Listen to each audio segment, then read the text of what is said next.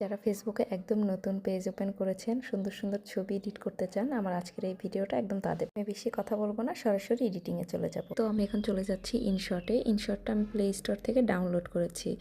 এখন ইনশটে গিয়ে ফার্স্টে ফটোতে গিয়ে আমি একটা ফটো সিলেক্ট করে নিব। এখানে আমি আগে থেকে কয়েকটা ফটো সিলেক্ট করে রেখেছিলাম, যেগুলো এডিট করলে সুন্দর লাগবে, আপনাদেরকে বোঝাতে পারবো। যাই হোক, এখন আমি প্রথমেই ছবিটিকে অ্যাডজাস্ট করে নেব। আর অ্যাডজাস্টে গিয়ে এখানে অনেক অপশন আছে, লাইটনেস, স্যাচুরেশন, কন্ট্রাস্ট। তো এগুলো কিন্তু বাড়িয়ে কমিয়ে নিলে আপনার ছবিটিকে আপনি যেভাবে সুন্দর লাগে সেভাবে সিলেক্ট করে নেবেন। এই যে স্যাচুরেশন বাড়িয়ে যেমন ছবিটা একটু অন্যরকম কালার চলে আসলো। এখানে ভিনটেজ আছে, ফেড আছে, এগুলো আপনারা নিজেদের মতো করে সুন্দর করে বাড়িয়ে কমিয়ে নেবেন। চলে যাব আমার সবচেয়ে পছন্দের যে পার্ট, স্টিকার এডিটিং। আমি এখানে অনেকগুলো স্টিকার গুগল, তারপর পিন্টারেস্ট, এগুলো থেকে আগে থেকে ডাউনলোড করে রেখেছিলাম।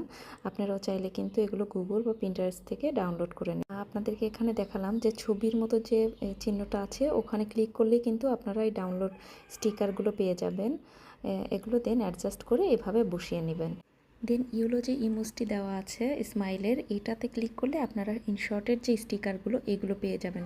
যেমন এখান থেকে আমি এই আইটা সিলেক্ট করে নিলাম, সিলেক্ট করে এখন এখানে অ্যাডজাস্ট করি। তারপরে এখানে যে সার্চ অপশনটি আছে, এখানে ক্লিক করলেও কিন্তু আপনারা অনেক কিছু পেয়ে যাবেন, বা আপনারা যেটা লিখে সার্চ করবেন এগুলো কিন্তু অনেক স্টিকার চলে আসবে। যেমন আমি লিপের জন্য লিপ লিখে সার্চ করলাম, এখানে অনেকগুলো অপশন চলে আসছে।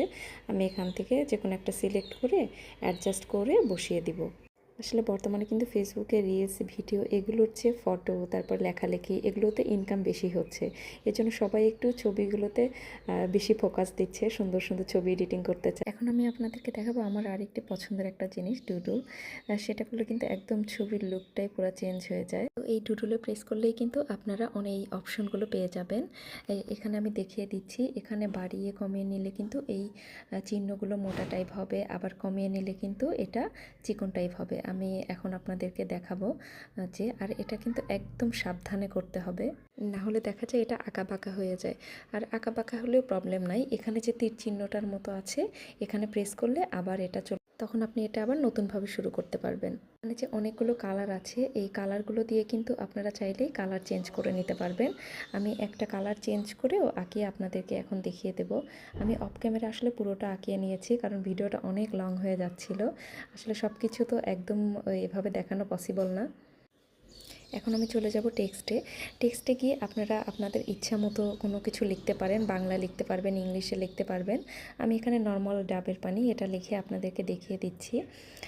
এখানে দেখেন টেক্সটের এখানে যে তিনটার মতো যে চিহ্ন আছে, এটাই আপনারা কিন্তু এখানে লেখাগুলো সুন্দরভাবে চেঞ্জ করে নিতে পারবেন অনেক রকম।